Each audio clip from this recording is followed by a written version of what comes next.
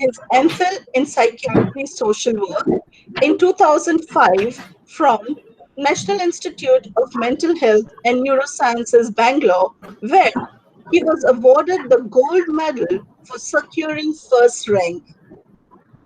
He has also completed his MSW in Medical and Psychiatry in 2003 from Rajaji College, MG University, where he again secured the first rank.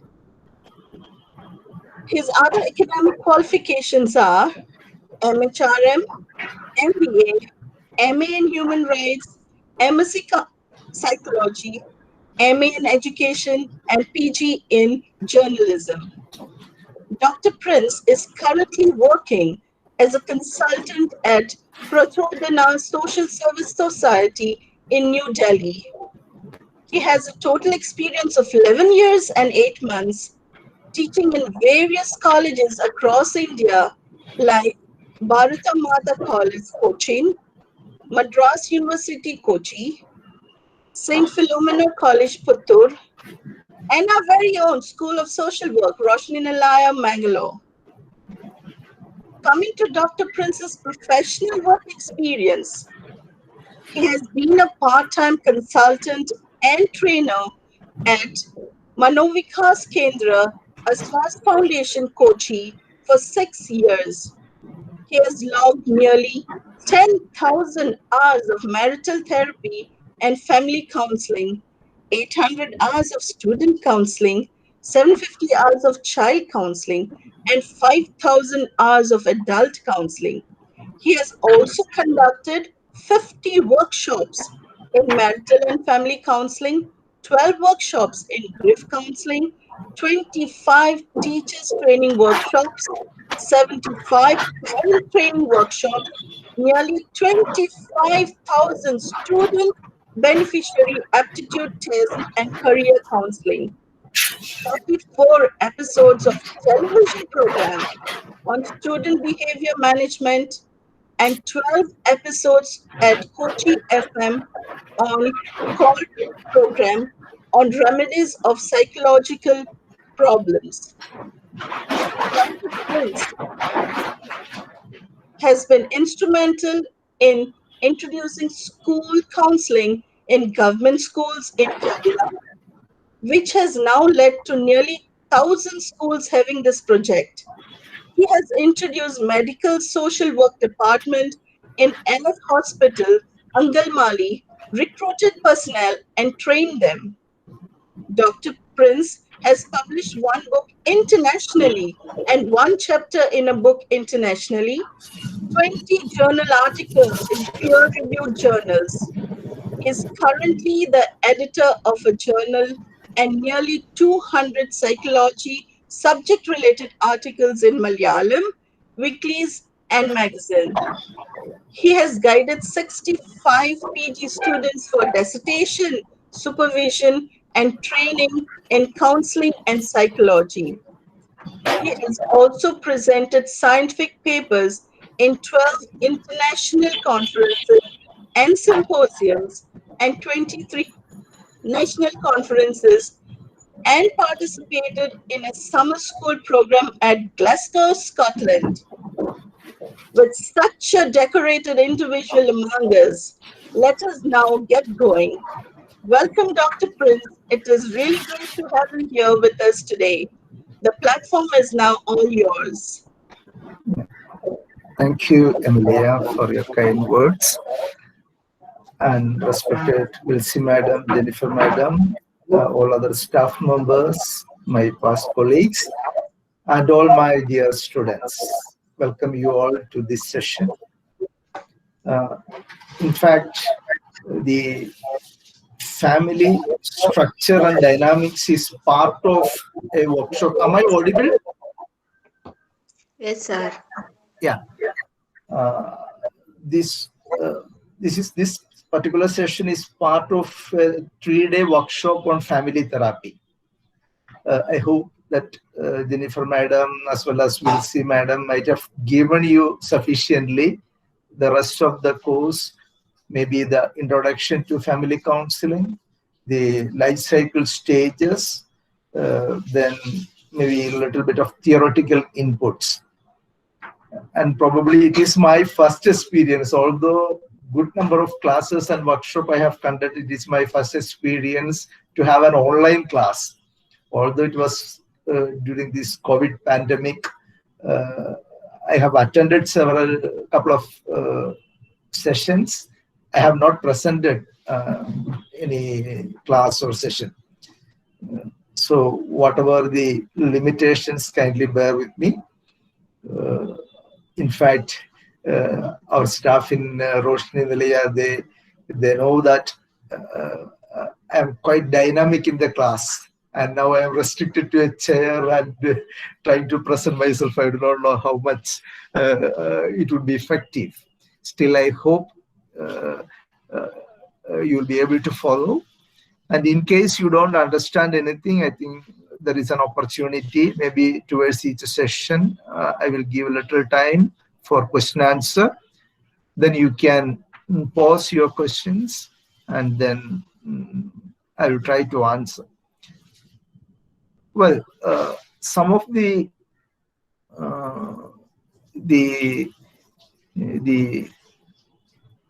family counseling or family structure, when we say per se, the very dynamics goes into the functioning of the family. So that is why we speak about the family structure. To start with the help of the PowerPoint, I will explain a bit. Then in between, as usual, I used to share some cases. Definitely that will be useful for you. Shall we come to the next slide, the family structure? Yes, sir. Yeah, thank you. Yeah, the structure refers to the respective pattern of interaction that organize the way in which family members relate and interact with each other. Of course, all of you are from family. You know how well you interact, how your parents, your dad and mom, how do they interact. Then between you, suppose you have siblings, among yourselves, how do you interact? So there is a whole lot of interaction takes place. Other than the time which is specific to us personally, maybe in our personal space, we are often in the interaction. I'm sorry, I'm not able to see the PowerPoint. Yeah, thank you. Let me do that. Yeah. So there is a definition given by Louis, that is, it is a repetitive pattern of interaction that become routine, and for most part, can you enlarge it, please? Yeah, thank you. This is sufficient enough. If you want, I think you can go to the slideshow, no problem. If you can switch on to slideshow, well, I'm good. Bottom here.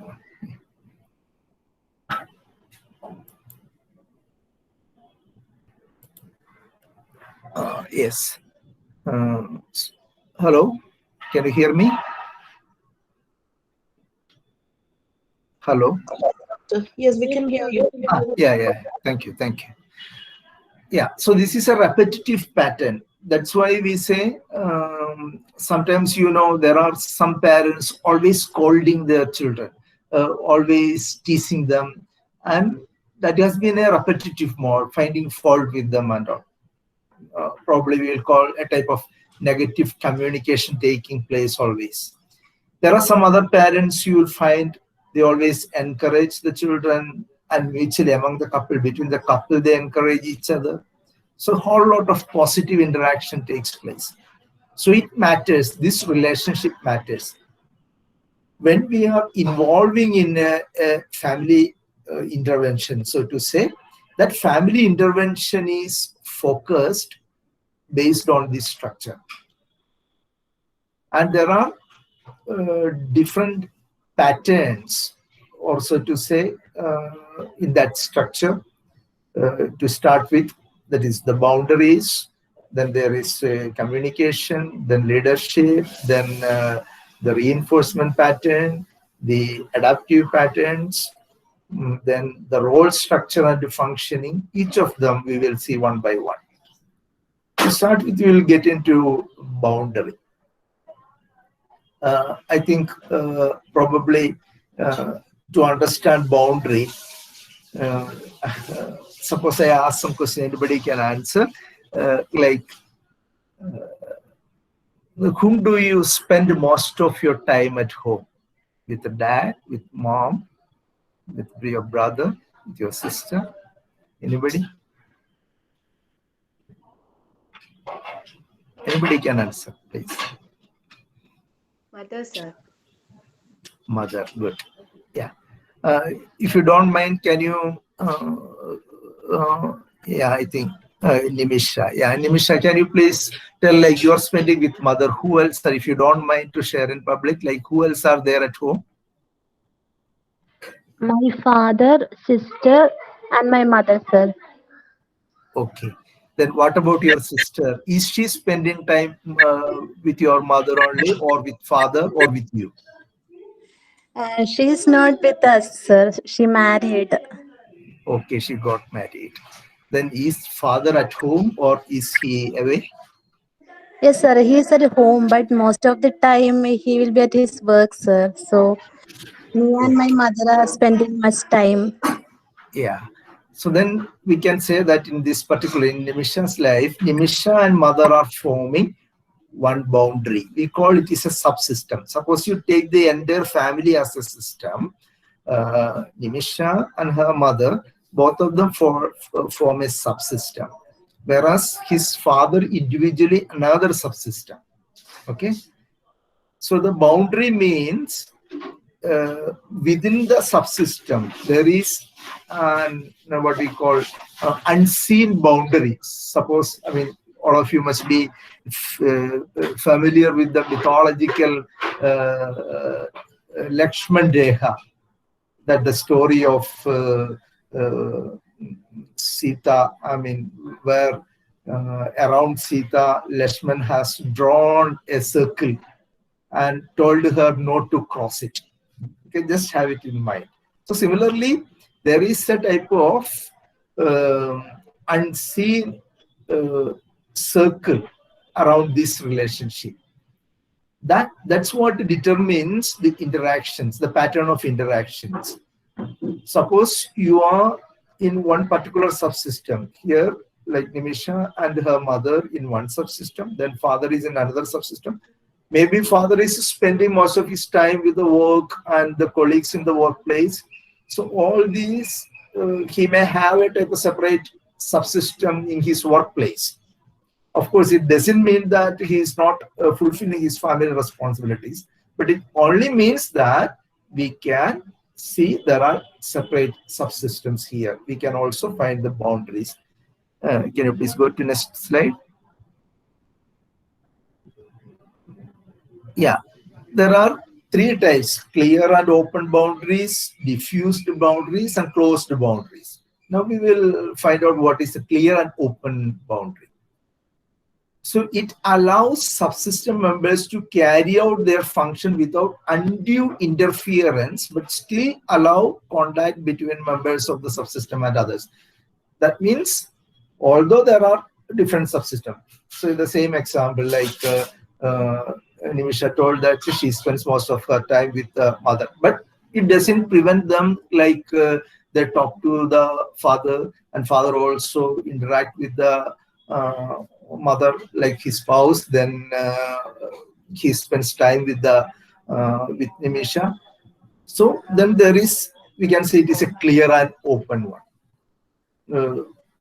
Any functional family, any family that functions well, they will have this type of open interaction.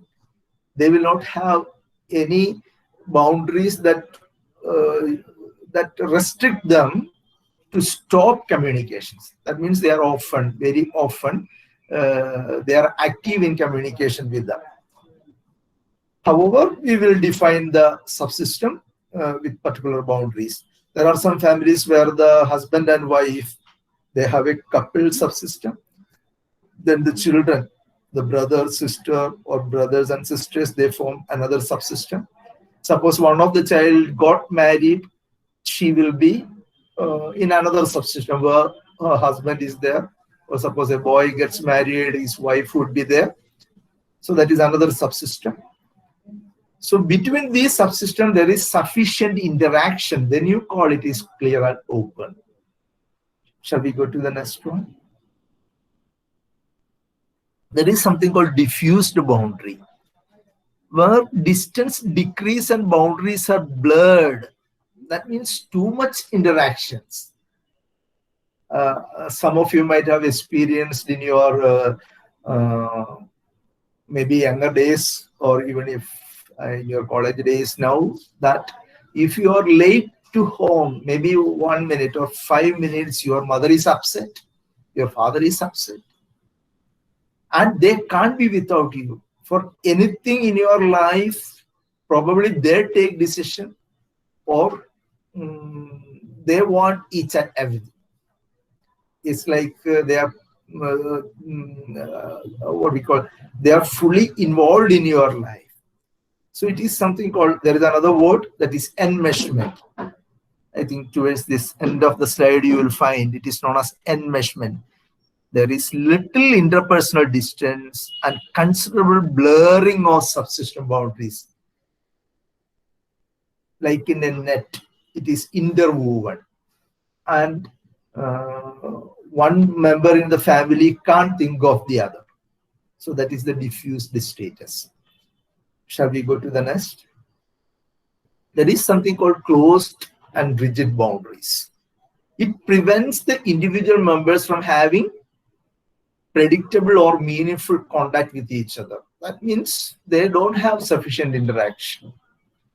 To give you an example, once there was a family, they shared like it is almost 25 years they got married, and the husband was sharing like they had some consultation only at the time of their daughter's marriage. That means for 25 years, they did not have sufficient communication. They were staying together, they go out together. But I was wondering how without communication you all do this. It's possible. From the counseling sessions, I understood that it's possible that without proper interaction, you can stay together. You may come across some people like for years together, they don't talk.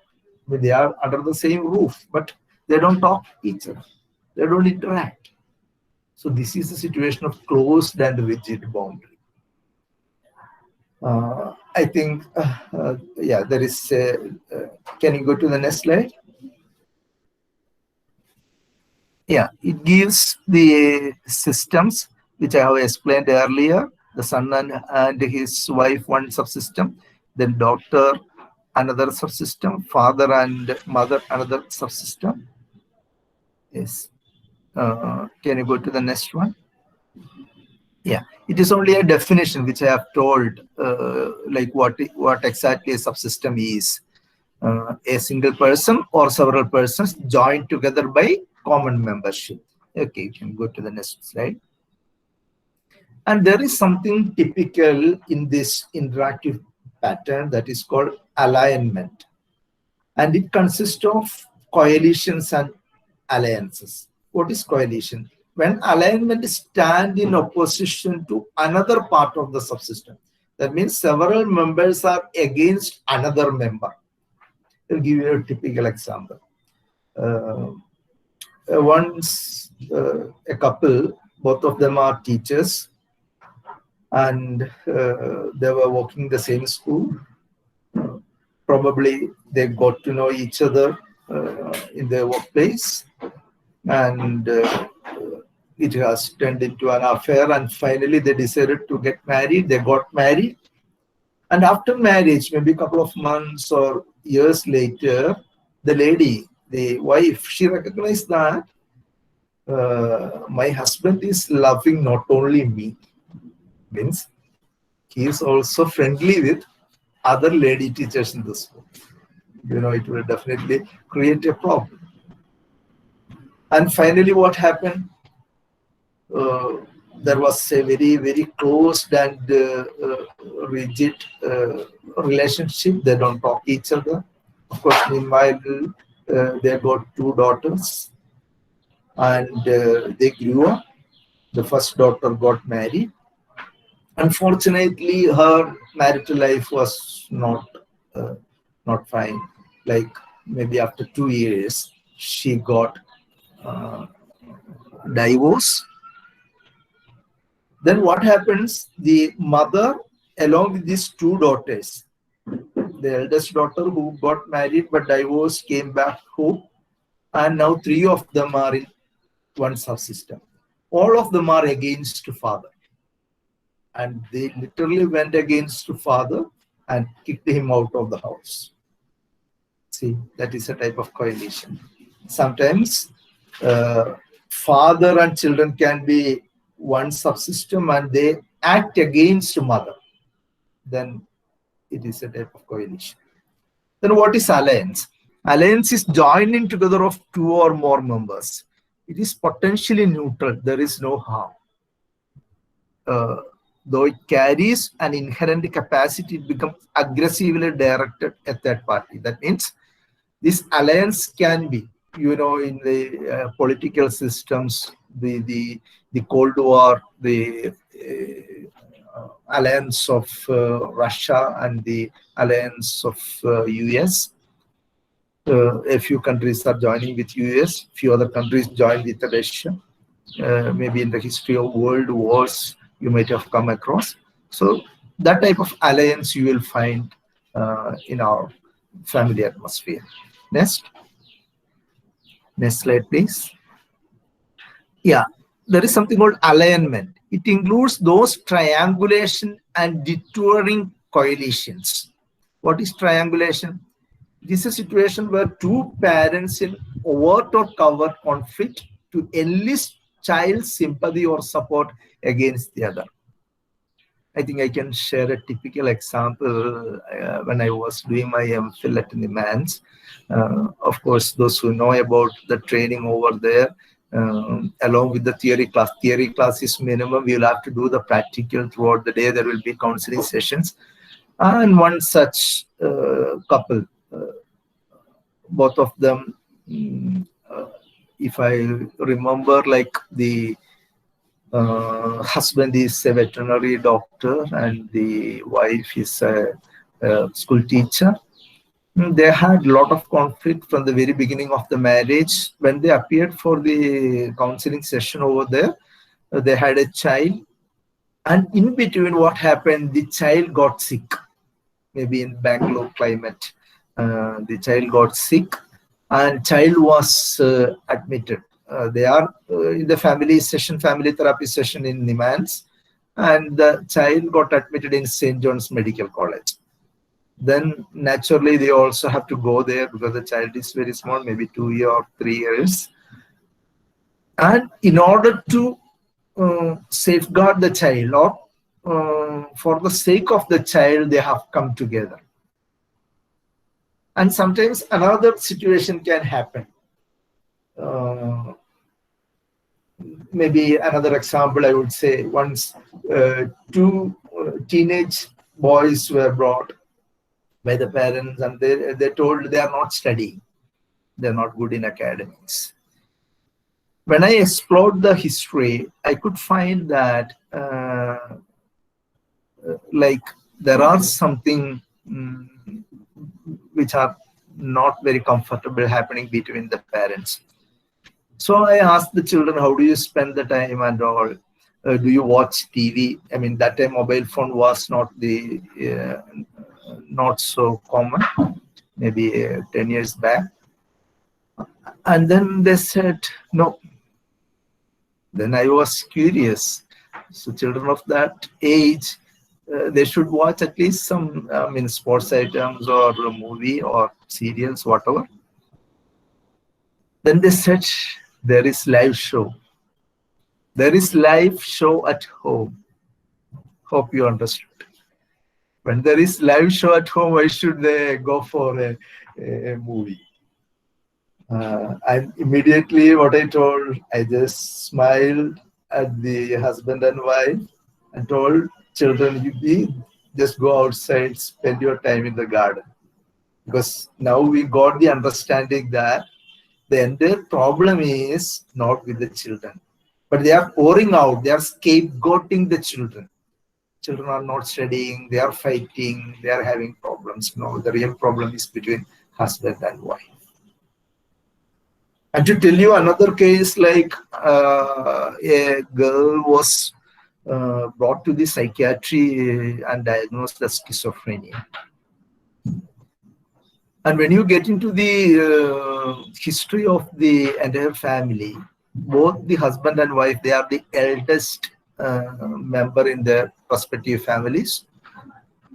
From the very first day of the marriage, there was continuous fight between them, and it continued such a way that such a long time that their eldest daughter, she went out of her normal mental health. Can you understand? It can go to the extent that the child became a schizophrenic because of the dysfunctional family situation. So here also there is a type of triangulation. That means the parents, they are together, they seem to be together to the external world, among the relatives, their extended family members, they are get along with each other. But deep within there is a conflict, and that is expressed towards the child. Yes. Can I just have some interaction with you? Can anybody just brief me? What do you understand these boundaries? What do you understand the alignments? What do you understand the triangulation? Can anybody brief?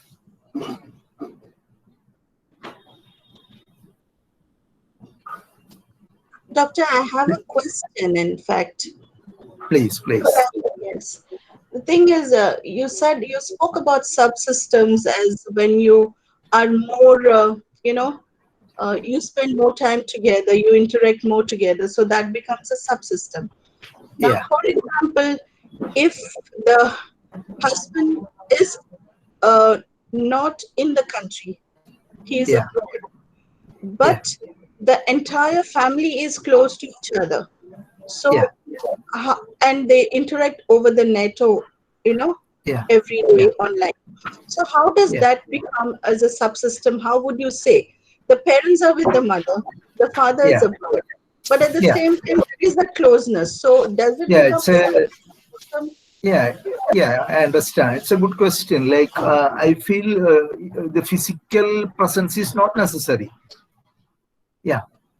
Nowadays the online communication is very frequent, very common.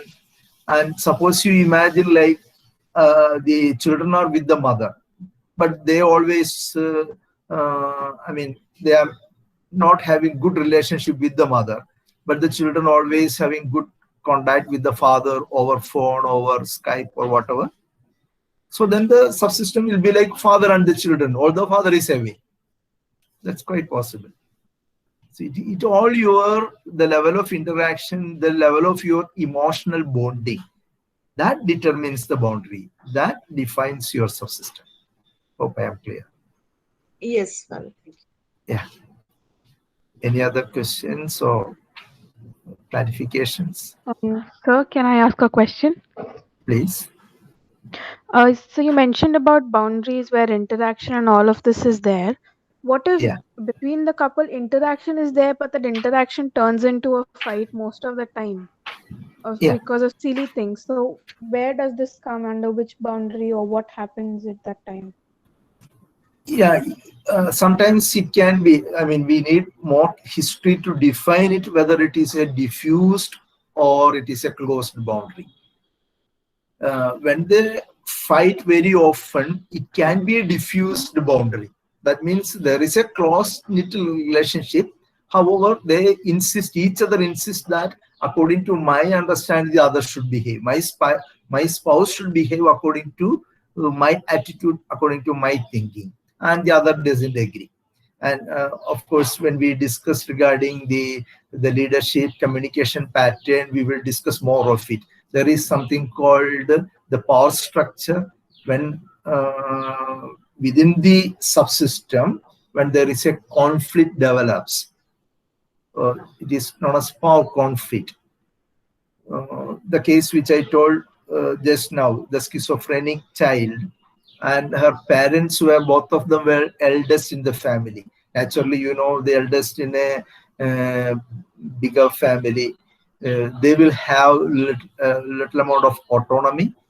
And when they have good amount of autonomy, naturally they make decisions and they wanted to be the leader. And once they get married, suppose both the husband and wife are the eldest, then once they got married, they will continue the same pattern of behavior. Of course, there is, you can say, the relationship is an enmeshed because they are talking, they are interacting, but mostly it is negative. So to say that it is dysfunctional. So the boundary can be enmeshed and at the same time dysfunctional.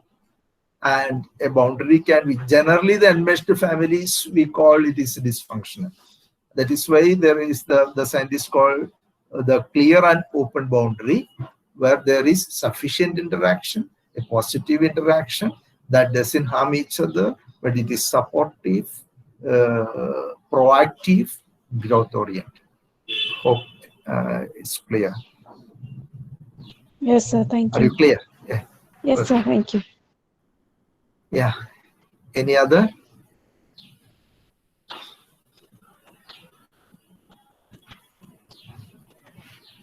Yeah. If not, I think we'll proceed. We were discussing regarding triangulation. That is a situation, two parents in overt or covert. What is overt or covert? Overt means there is an open conflict. Everybody knows that they are fighting. Covert means outside they are very good, they talk each other and get along with each other, but deep within there is a conflict. And usually when we conduct as a family workshop, I used to give an exercise in the beginning. In the online, it is not much possible. That is why I couldn't start with that. There, generally, I ask my students, what are the problems you find? Of course, if you want to have a little bit of that, you can now share what are the general problems you find. At least for 1 or 2 minutes, we will have a discussion. Then when I explain the triangulation, you will understand more. Just anybody, please. You can switch on your own microphone and then just share. What are the common problems you find in the family?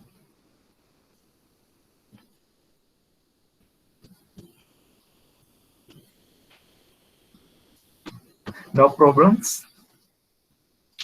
Difference of opinions, sir. Yeah, difference of opinion. Good. Then Partners anything else? blame each other. Pardon? Partners Lack of blame each other.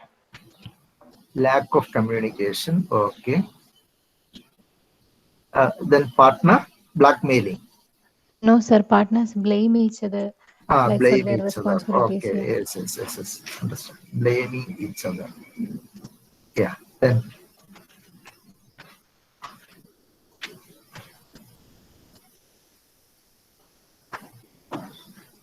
anyone else?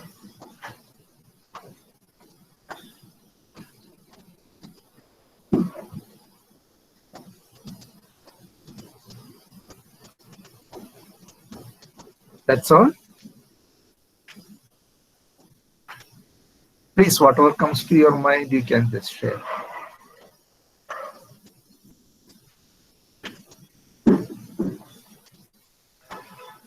Having expectations and those expectations are not being met. Okay. You can say that high expectation and they are not met. Yes. Then anything else? Try to dominate each other. Dominate each other. Yes, good. Then Gaslighting mentality. gaslighting mentality. Yes. Then Not anything else? opening the personal values. Not opening. The personal values. Yeah, the personal values. Yeah. Maybe mostly hidden nature, isn't it? Not disclosing themselves. Yeah. Then So trust issues, trust issues. like not Yeah. trusting each other. Yeah. Understood. Trust issues. Yeah. Then Also, adjustment issues. yeah, adjustment issues. Yes. Any other?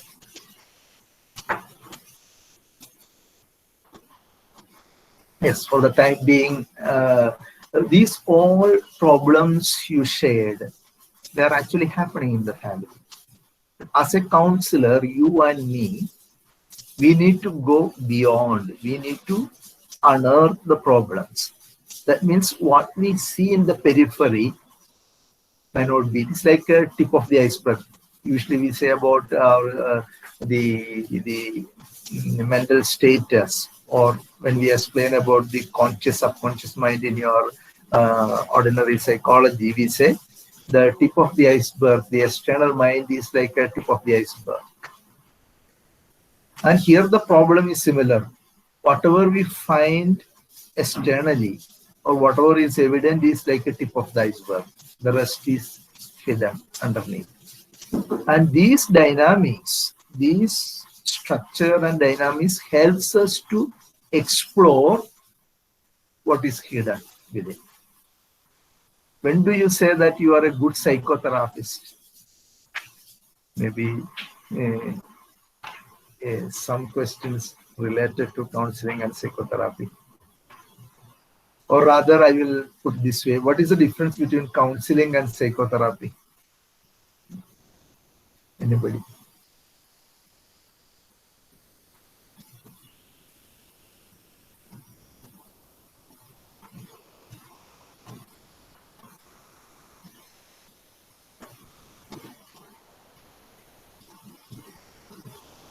Hello? No, you don't have to give a classical definitions. What is your understanding? You can just share. So that will help us to get more into the meaning of these terms which we use, because they are very essential when you are when you are taking up a family counseling. Whatever you shared, those problems may be evident externally, but deep within there will be something else. Once you are able to find out that, then your family intervention will be successful. Otherwise, not. After a few sessions, they will drop out. They will go to another counselor. But the counselor who is expert, who is able to unearth and identify the deep felt reasons, they will be successful. So what is the difference between counseling and psychotherapy? Try, no problem. Even if it is wrong, no problem. Anyway, you all know each other. You are all classmates. Sir, in psychotherapy, we go much more deeper into their problems. So there is a systematic way in each therapy how to find the problem, how to view the problem, how to deal with the problem. So that's a difference, I think. Yeah, good. Anyone else? Can you just speak it out? I think what you have typed it out, it appeared and disappeared. Anyone else? In psychotherapy, we use certain psychotherapeutic techniques to deal with clients rather than counseling. And also, psychotherapy can be longer when it is compared to counseling. Okay. Yeah, based on the school of thought or the theory which we follow, it can be shorter or longer. However, as you said, in psychotherapy, there is something deeper. That means what you find externally may not be the real problem. Counseling is that a person is not able to cope up with a situation.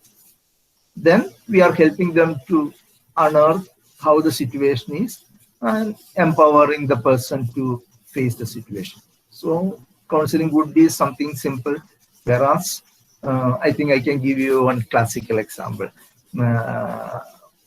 Once there was a lady who had OCD symptom. What is OCD? Obsessive compulsive disorder. Yeah. Have you had already? By the way, you are second years or first years? Second year, sir. Then you are. Yeah. Then you. Yeah. You have almost. You have finished your theory part. So in obsessive compulsive disorder, there was a case like the one lady. She has the problem of washing the dishes, washing the groceries several times, like rice or vegetables, whatever she wants to prepare, washing several times. The reason she says, like, they are kept in the store, so naturally there may be rats going around, and the rats might have urinated. So that is the reason she is doing it. Then, interestingly, when we went deep into the history,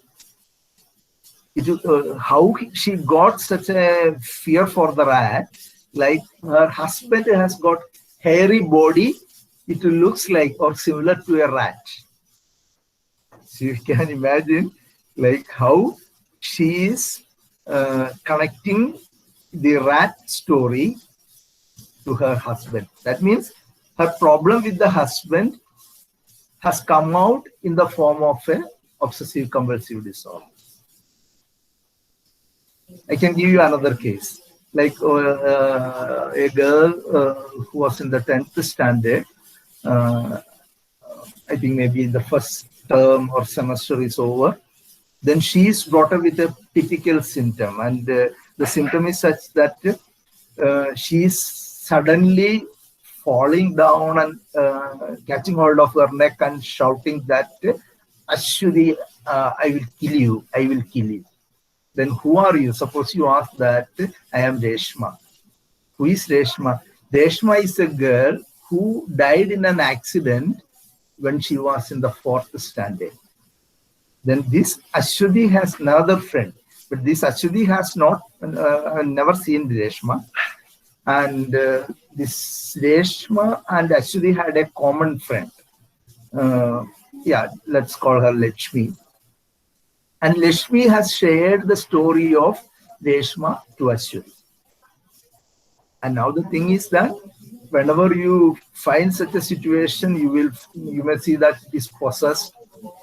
Naturally in our country, they have taken the child to the diviners or soothsayers and some magicians. They have done all that magico-religious practices. Then immediately what happened, like with all those consultations, nothing is happening. Then they brought the child. Analyzing the child, we understood that, taking the history, she is good in studies. In her class, there is another child who is also who is a competitor. And in some semester examinations, she gets first place, and in some other, she doesn't. And naturally, I think you have already studied the defense mechanisms, and she has a type of defending herself. If I don't study well, everybody, my parents, teachers, everybody expect me to score well. And if I am not able, what next? So naturally, the defense mechanism worked out, and this possession has engulfed her.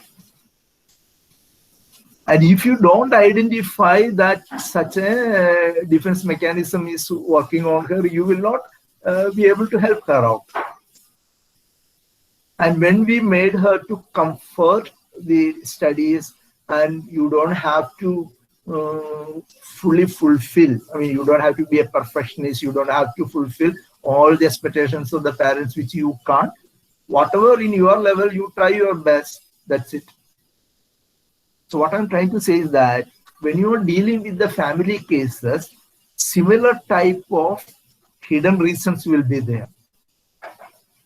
So most of the family cases, you cannot stop with a family counseling. You will have to go for a marital therapy or a family therapy where you use the psychotherapy techniques.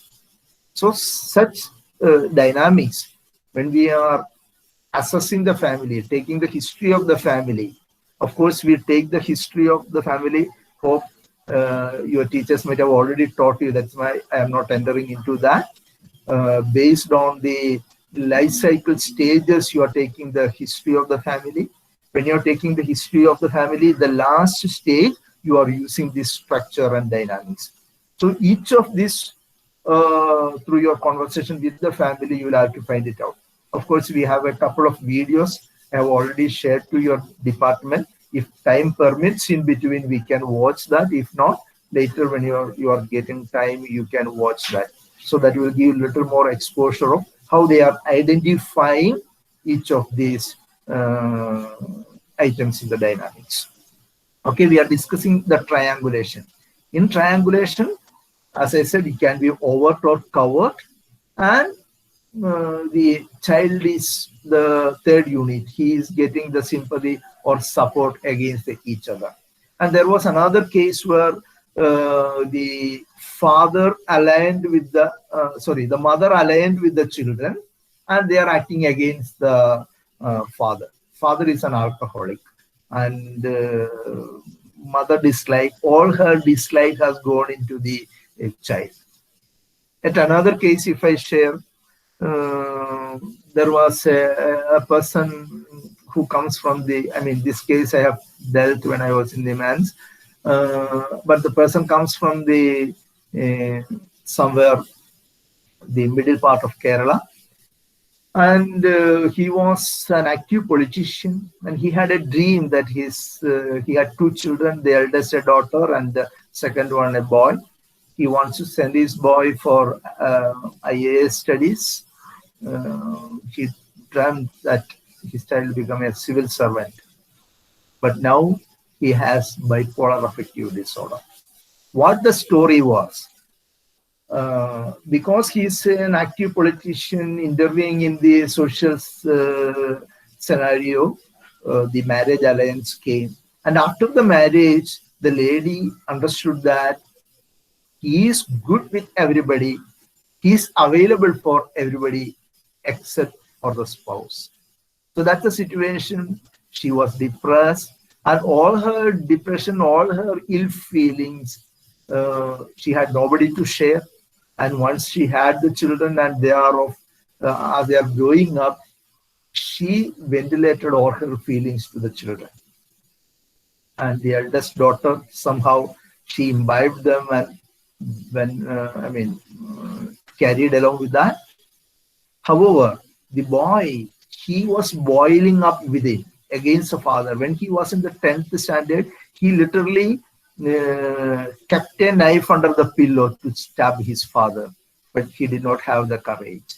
And when he was doing his PU, pre-degree studies, that time he got involved in smoking, gambling, and drug addiction, all that, only because the so-called my dad, he is very good, but he is not available to the family. He is not good with the family. He wants to project himself. And sensing his behavior, father took him to another, I think it was Chennai. He got admitted in another college. Then there he had some affair, and after some time he got into bipolar. And you will not believe, the chief psychiatrist over there was giving him medication, and we had given counseling for more than 90 sessions. Nothing could work it out. And these parents are crying now. See, this is a situation of a triangulation. You are doing everything for the child, and ultimately you can't spare the child. The child is lost because you have a hidden agenda within you, or you are fighting with each other. But whatever you are fighting, you pour down to the children, and ultimately it lost your family. Next slide, please. Can I have next slide? Hello?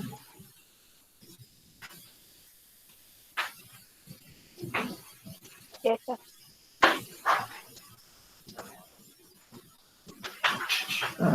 Who is operating slide? Yeah. Thank you. So this is the pictorial description of the triangulation. The father and mother, they are in conflict, but both of them love the child or children too much. They love the child in such an extent that the conflict is too much. It can be overt or covert. Next one, alignment. Next slide, please. Yeah, there is something called, one type of alignment is conflict detouring. It refers to arrangement of two against one. When two consists of both the parents, it is known as cross-generational alliance. So there's a situation where two family members preserve their relationship by detouring incipient conflict through the third person. Can you come to the next slide? The picture will give you more. Yeah. See here the mother and the child, or mother and children. They are together, one subsystem, and they are acting against the father. The example I told you, the alcoholic father, the mother and children are against the father. So this is the situation.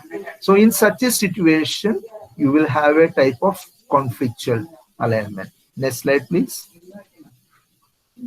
So there is a detouring triad, where is a detouring attacking. That means the parents perceive as a bonding together and scapegoating the child. The child is the problem. The earlier example I told, the children who told there is a live show every day, so we don't watch TV. That means there is a fight between the father and mother. That is a live show. So they say the children are not studying, the children are problem making, the children, their behavior is not good. All that is, they are scapegoating the child. Then detouring supportive means parent masks the difference by focusing on child who is sick. See, we are there for the child. We do everything for the child. However, he is not good, or we do everything for them, but it doesn't help, it doesn't solve the problem. They pretend that they are together, the husband and wife are together, and they are focusing on the child. Next. So this is the pictorial representation, detouring, attacking. The mother and father seems to be together, whereas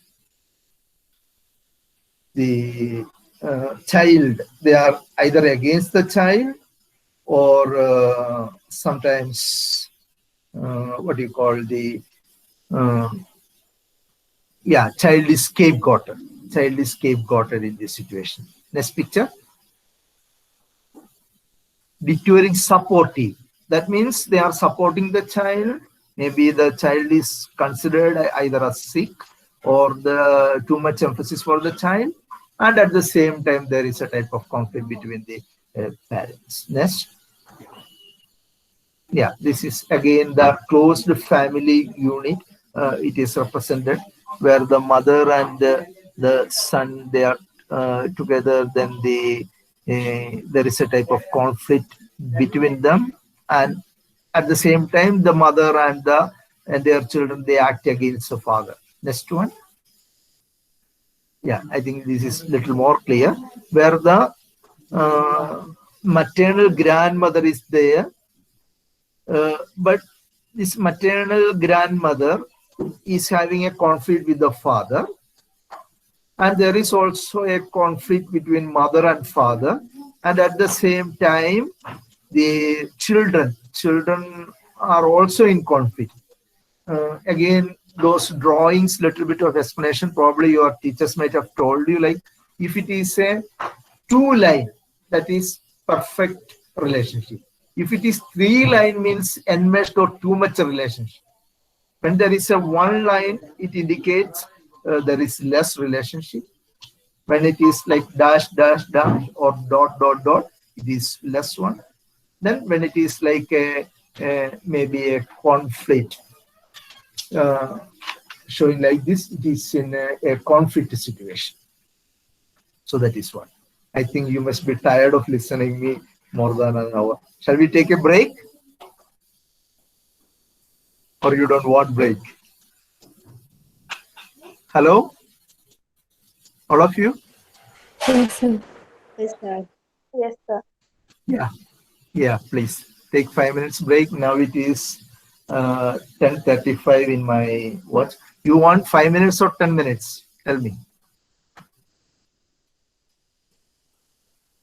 No, all of you must be at, I mean, at home, or you are, some of you may be in the college or hostel. 5 minutes or 10 minutes, how much you want? 5 minutes. 5 minutes enough. Okay. Yeah. Okay then. Yeah. Uh, if somebody wants to watch like any video, you can put. Otherwise, just we take break, go refresh yourself, come back, join at 10:40. Thank you.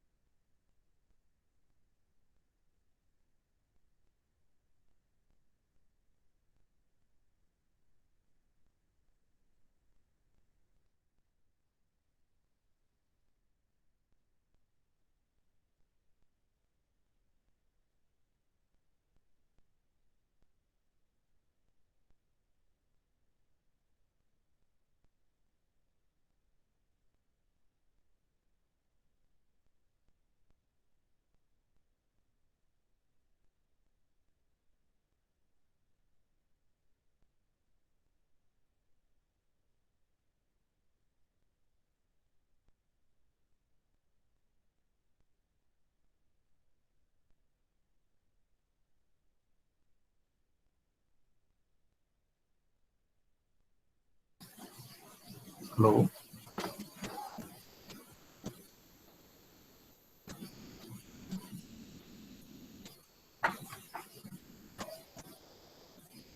Hello.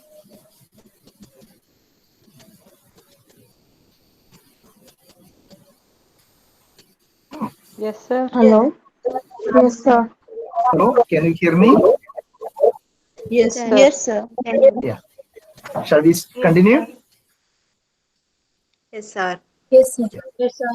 Yes, sir. Yes. Yeah. Can you please come to the next slide?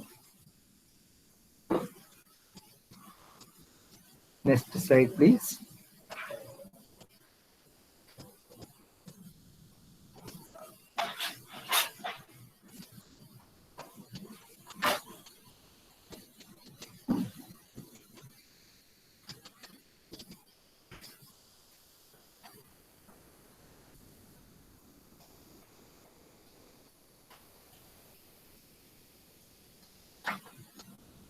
Hello.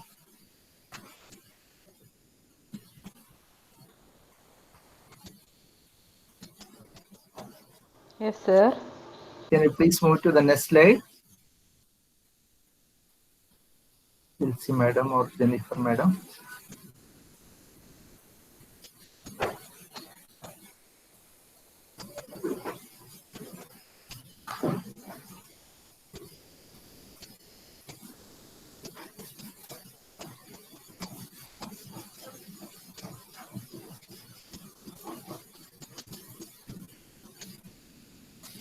Yes, doctor, she will be there. Okay. Yeah, got it. Thank you. Now we get into the family developmental stages. Probably you might have already learned it. Have you learned it already?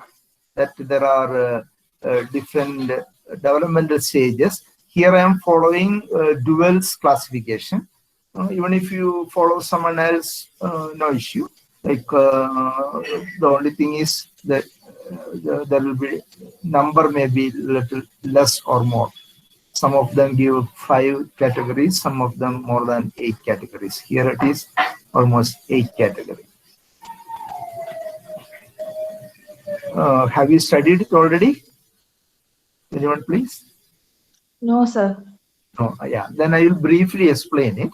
And probably what could be done is I can share a separate PPT for this to your staff, which they will share to you, and you can go through that. And in the next class, because we will not finish the class today, there are some technical issues like I don't have power here. It's with battery I'm running, so maybe another half an hour will proceed. Whereas Monday it will be fair enough. Monday 9:30, that is what Madam told. So once we continue that time, I can clarify some of your doubts once you go through the slide. But slide today itself, I will share it after the class. So now it is 10:45, maybe up to 11:15 we will go today. Then the rest we will continue Monday. Is that okay? Okay, sir. Yeah. Yes, sir. Yeah. So I will briefly explain these stages. The first one is married couple without children. That means, by the way, if you don't mind, among the other group, is there anybody already married? Got married? Yes. How many are there? How I many think got there was 2 or 3 married, I guess, in the 2 or class. 3? Yeah. Anyway, you don't tell me the names, but you know each other. So those who are married and those who are unmarried, the difference is like when it is married couple without children, they got married and at present there are no children. It may be 1 year, 2 years, or several years, or there are couple childless lifetime, whatever. However, generally we consider, suppose it is they don't have a child maybe for 5 years or 6 years or something like that, at least 4 to 5 years we will categorize them into this particular group, married couple without children. Then once you go through the slide, you will understand what are the tasks involved. Maybe you might have studied in your developmental psychology. Those tasks involved, you must be familiar with Elizabeth Hurlock book, Developmental Psychology, where she explains the different tasks and hazards in the life cycle stages. So more or less the similar situation you will find out. The only difference is what Elizabeth explained is in a natural lifespan of an ordinary individual. Here we take it in a family situation. So married couple without means once you got married, the task is different. Earlier, when you were not married, you were so free bird, and once you got married, you have commitments. Your role is different. Earlier, you were a daughter of children. I think some of your microphone is on. Kindly mute it.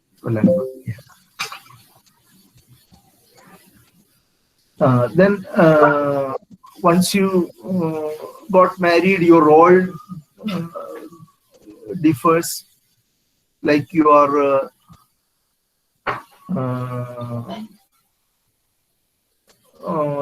a daughter-in-law, you are wife of a husband. Suppose you are a boy got married, then your husband of a husband in a family. Then you are son-in-law. Then you have the in-laws. So the role differs and the functions also differs. Then so far you were in your parental home. Once you got married and you are in your spouse house, the situation is different, the relationship is different, the attitude is different, the interaction is different. So that is how the married couple without children. So when you're taking the history, how the husband and wife after the marriage, what all difficulties they had, what all hazards they have, and how they could overcome that, all that you need to take. Then second stage is childbearing families. The oldest child from birth till the child is 30 months or 2.5 years.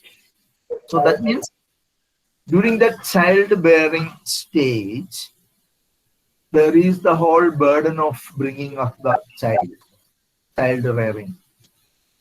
And it's like once I found a husband, I mean a father of a child, he's carrying the child. Suppose what shall I? Yeah. Suppose I'm taking a pen and showing this is a child and holding the child like this. Usually, you carry the child on your shoulders or like this, and he's holding like this, and it was quite funny for me. And then he had an explanation. What he says that suppose you carry a child like this on your shoulder, the child face will be back. The child will be facing back and not able to see ahead. So I am training the child to see ahead. It looks funny, but he has his own version, his own reasons.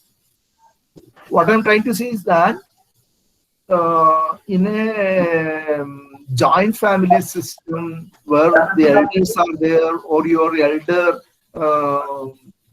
siblings got married and their kids are there, the younger ones have an opportunity to see them how the child rearing is. Nowadays, other than the movies or other than what you find in some serials or other than what we have the discussion, you don't have a hands-on experience of how a child is brought up. So that's why a child in a childbearing family, how you are taking up the entire process of rearing the child, the health issues. Suppose I ask a simple question: why does a newborn baby, I mean, immediately after the birth, the baby cries? Being psychologists, you should answer. Anyone, please? Why does a baby cry immediately after the birth?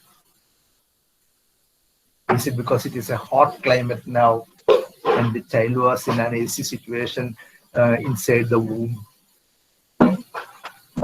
What is the reason? For lungs to expand. and then start breathing in the normal air. That's it. And in the general audience, if you ask the same question, you will have funny answers. And anyway, being psychologists, you know that. They have to breathe. And if breathing has not done, the child will die. And you know, in that 2 weeks, it's very important. See, everybody has not studied psychology. They may not be knowing the developmental stages.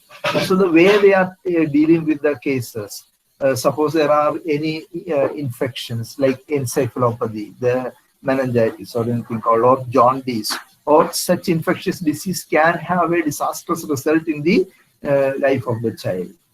Or suppose there is a conflict situation. There is a conflict situation between the husband and wife. In that context, the child is born. So all that matters. That is why stage by stage we are taking the history.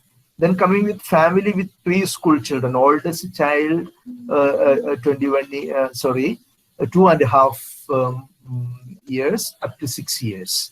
Okay, that means we all consider the eldest child how old he or she is. Accordingly, we categorize. And what are the hazards? What are the difficulties the family face?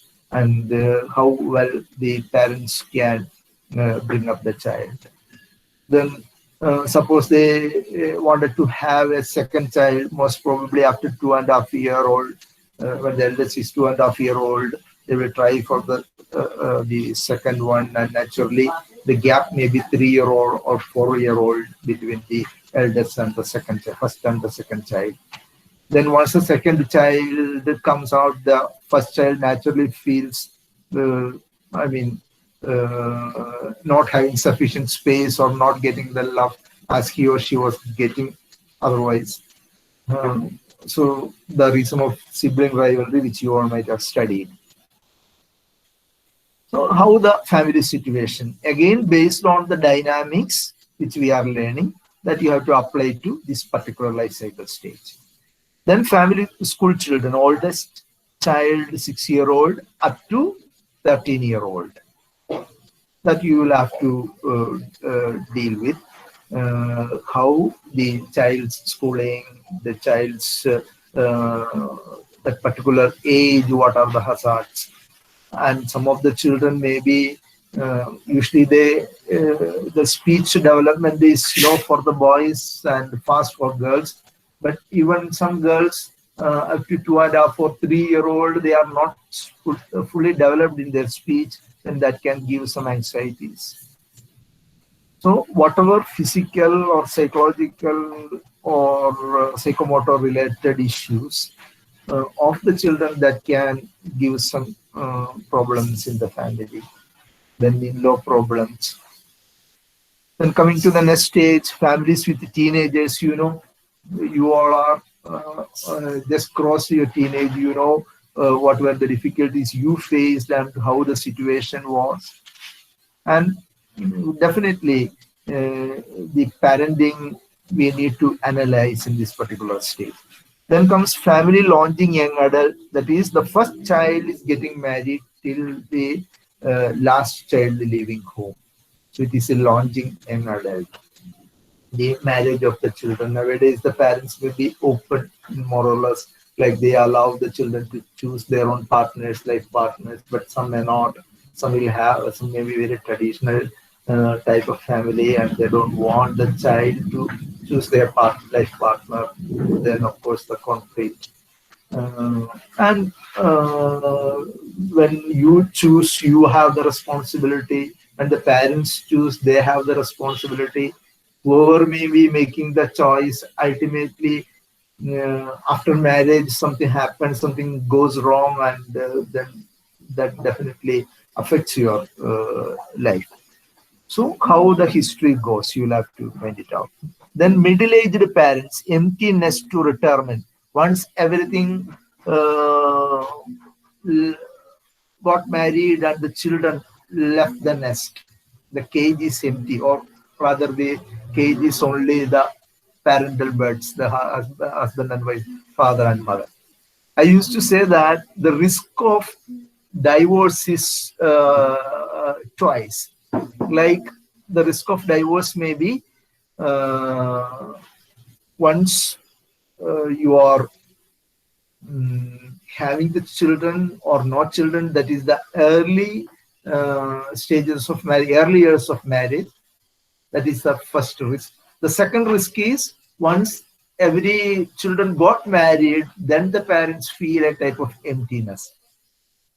Then there is conflict and try to divorce.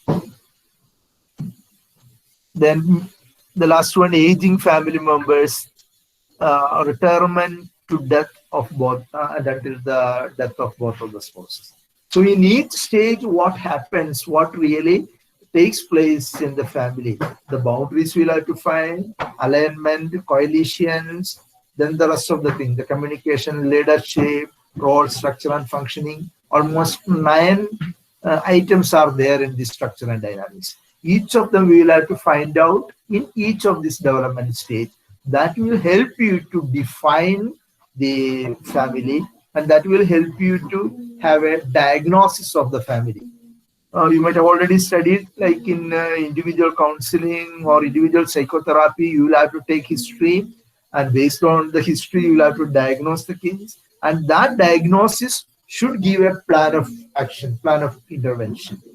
So if the diagnosis is proper, your intervention naturally will be good, or it will be result oriented. Suppose you fail in your diagnosis, or rather the diagnosis goes wrong, then there is all the chances that your intervention can go wrong. So that is why this developmental stage is very important.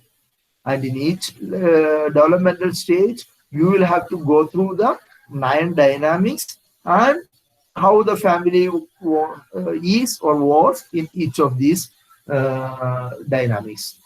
That you need to find it out during your history taking. Okay, hope more or less clear. And once you go through the slide which I will be sharing, then in the maybe the class on Monday, we will have further discussion. You will have more clarity and understanding. Can I have next slide, please? Yeah, now we come to leadership. Of course, most of you in your school days, you will have one or other responsibility, like school monitor or leader, some responsibilities you might have done. May I know, like, how many come from joint family? Those who come from a family where there are at least, I consider here joint family, not the typical joint family as we say in the sociology. It is like maybe more than 3 children in the family. How many are they? If you are from a family more than 3 children, you just say yes. Switch on your microphone and say yes. Yes, one I got. Yeah. Then anyone else? Yeah, that's all. So that shows majority of you are nuclear family, 3 or less than 3. And naturally, this leadership pattern, you have a power structure. Who takes the decision in the family? Whether the husband or wife. And suppose you are in a joint family and you are the eldest in the family, naturally you will have a say on decision making. Therefore, the power structure, you are holding the power. Whether you are a boy or girl, you have an upper hand. When you are in a family where only 2 children, or you are the single child, there are less chance of such a power struggle. However, we are not leaving ahead. If I give you one classical example, there was a typical family. I will start the family genogram, I mean the family tree. The grandfather died when the mother was 1.5 years old. May I repeat? The grandfather died when the mother was 1.5 years old. Then who is the index patient or index client? The daughter. So we have a daughter then mother, then grandmother. So grandfather died when mother was 1.5 years old. So that means this mother hardly remembers her father. All her life she was brought up by her own mother. And the daughter, the third generation, she sees that my grandmother was rearing my mother. And what happened after the marriage of this mother? The husband who came from elsewhere, from another family, he also was in tune with this family. So he was not taking any major decision. Mother was making grandmother was taking the decisions. Now mother is taking the decision, and daughter sees all the while like the ladies are taking decisions in the family. And what happened? And now this daughter got married with a boy from a family where there are 4 boys. I think he's the third one.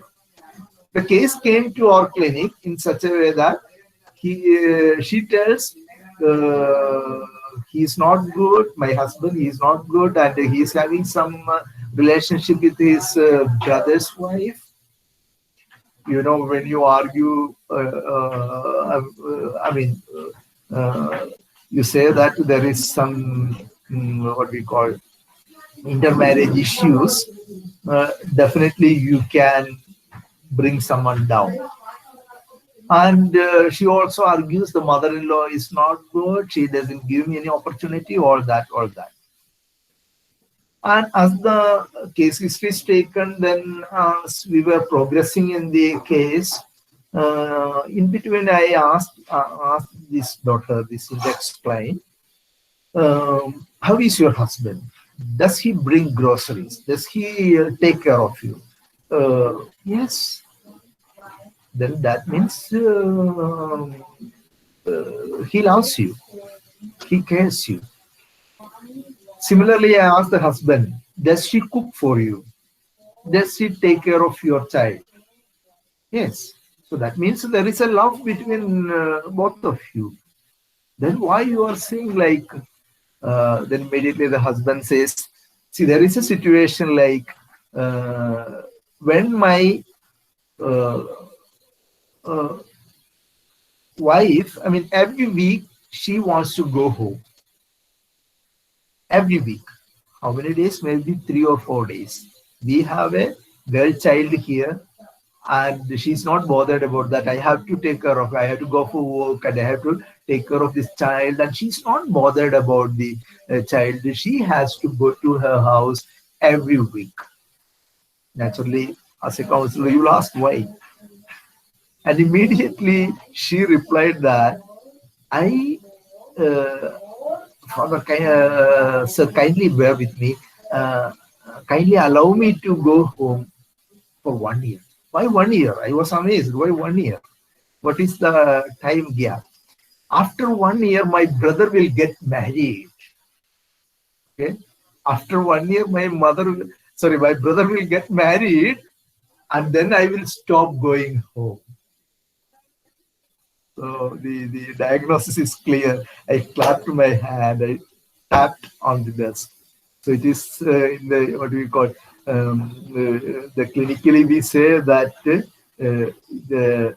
there lies the point. Why?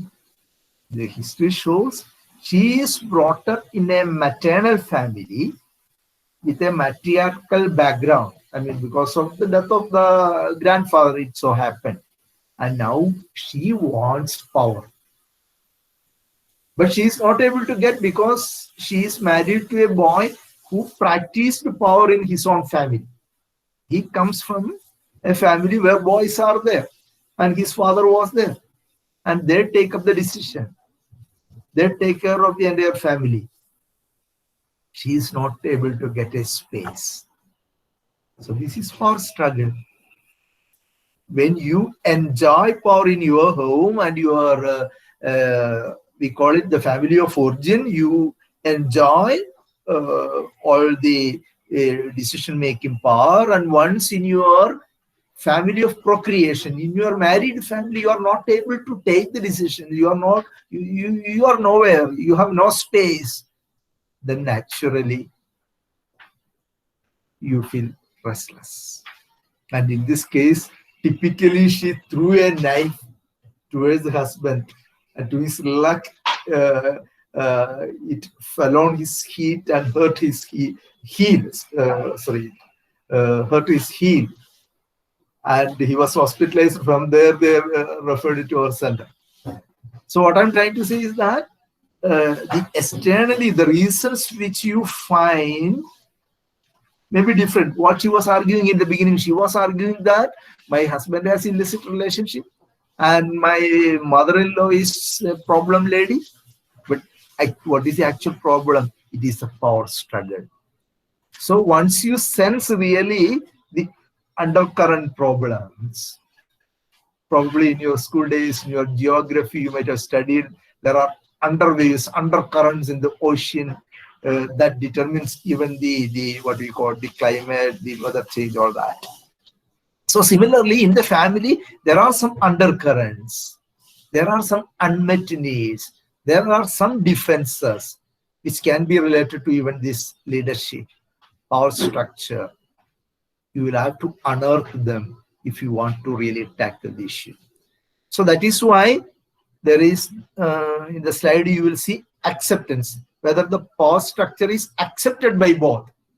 If both of them accept, okay, the husband accepts that, okay, she wants to take decisions. In her family, everybody takes decisions. So let her do that. There is no issue, there is no problem. So acceptance of the power structure is important.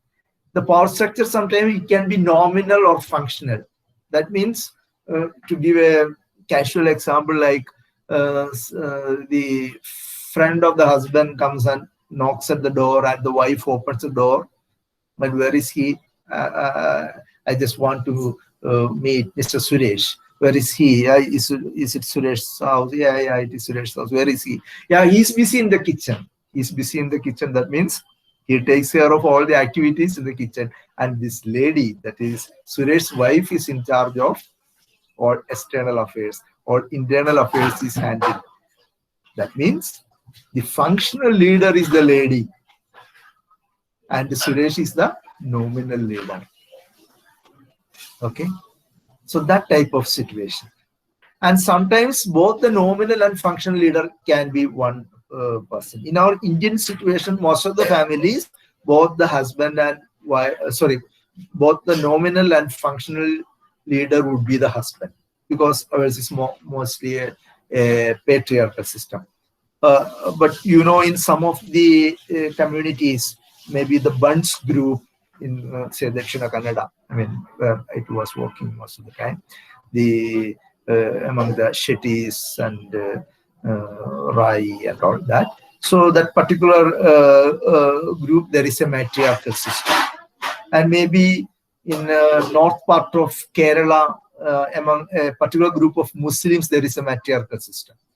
Then in the Nair community in Kerala, they have the matriarchal system. So other than the typical community type of family system where there is a matriarchal system is accepted, in general, patriarchal system is followed. But you know, the now the modern era, the new era, both the husband and wife, they are educated and they want independency, and most of them come from the nuclear family background. There is all the more reasons that in the decision making there can be a conflict between both. So that's why the power structure, you need to find out who exactly is the leader in the house. Next slide, please. Yeah, this power structure naturally follows into the decision making. There can be mainly two types, authoritarian and democratic. Then in certain cases, authoritative, we say. In certain sociology, they explains authoritative. And in psychology also, we follow authoritative. That means a mixture of authoritarian and democratic. But here I mention authoritarian and democratic. So authoritarian, as you know, the one person takes up the decision and he dominates or she dominates the other. In democratic, there is a pattern of discussion with the other. So here onwards, I will give you certain clues of intervention. Suppose in your diagnosis, you identify that the husband is authoritarian and that power structure is not accepted the wife. You know that the family has to be, or the couple relationship should move from authoritarian to democratic. Okay. So in your intervention plan, once you diagnose what exactly the problem, in your intervention plan, you have to give from this status what should be the proposed status, what should be the future status. That means from authoritarian, you will have to come to the democratic. Of course, probably in the next session, we will have more discussion upon that. It is almost getting 11:15. I will be winding up. So before closing, any queries of whatever we have discussed? I mean, other than the boundaries and alliance, which I have already told you, like the leadership and decision making and the stages. Of course, stages I will share the PPT with you. Whereas leadership and decision making, anything else, any comments you want to make or any queries, please?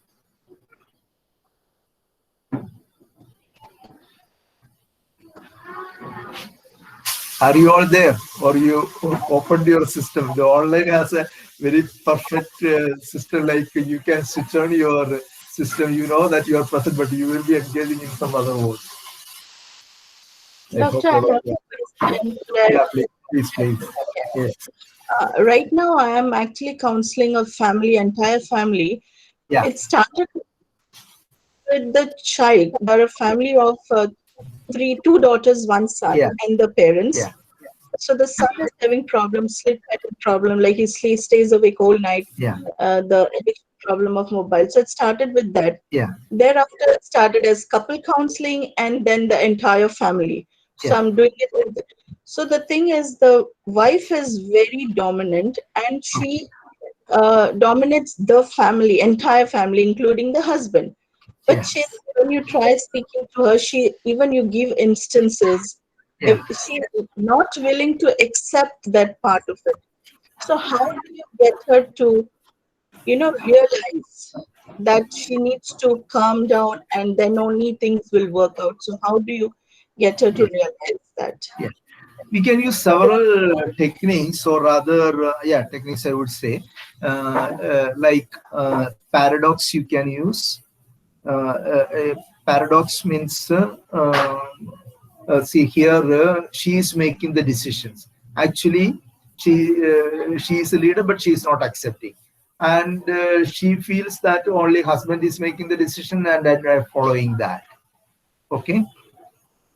So the paradox will be like, I think, in order to just keep ahead this case, and I will give a classical example, then we will apply this to the case. A child who is not studying comes to you for counseling. Maybe let's say he's in 8th standard. He doesn't study. The moment he is there, everybody, including his parents, his teachers, everybody says, you study. He's fed up with studies. And now he is in front of you. And the counselor says that you're not studying. You don't want to study? No. Everybody is pouring upon me, and they compel me so much. Yes, you don't want to study? Please don't study. He's happy. Ever in his life, no one has made a comment that he study. Now he's happy that this madam told me don't study. I think you understood the paradox. Okay. So similarly, you are saying that when the husband is making a decision, she says the husband is making decisions. You are saying, no, you are not making the decisions. Husband only making the decisions. So you give an exercise, madam, can you please follow this? Like husband will make a decision, maybe going out or purchasing groceries. Any typical incident from the family, you take it up and give her as an assignment. And let us see what could be that. Okay, so that is one method. One classical case which I have dealt already is the lady was complaining, my parents are involving and too much intrusive. They are even I don't get my children. She has 2 kids, maybe 3-year-old and 5-year-old. I am not getting anybody, and ultimately I given a suggestion. If parents are the problem, why can't you are employed and your husband is employed? You take a rented house for the time being and shift. You just think about it and come back. Next week she came and told, I don't want to leave my parental home. What do you think? Why is she answering like that? See, the moment you told like that, she feels, if I got separated, my husband, myself, and children, then we will have to take up all the work. All burden will be upon me. If I am with the parents, at least household activities, some of them they will do. And they are taking care of the children. She is very intelligent. So like that, you can do a type of paradoxical technique. Another method I think you must have done in your psychology, other counseling, like some role play. If you want, you can do it, where you give the role of the wife to the husband, and to wife you have to give the role of a husband. Just let them enact a typical incident from their family. So these type of exercises will give them insight. Are you getting me? Yeah. So we have to use different techniques. It doesn't mean that there is a hard and fast rule, only one technique. No, there can be several techniques. One may not work out, then you have to go for the other. Okay? And there will be a typical point where she will have the insight. She will have the realization. Okay, I am in the upper area of my power. I am using much of the power, and I am not accepting my husband. So that realization she will have. Hope it's clear for you. Yes, anything else? Others?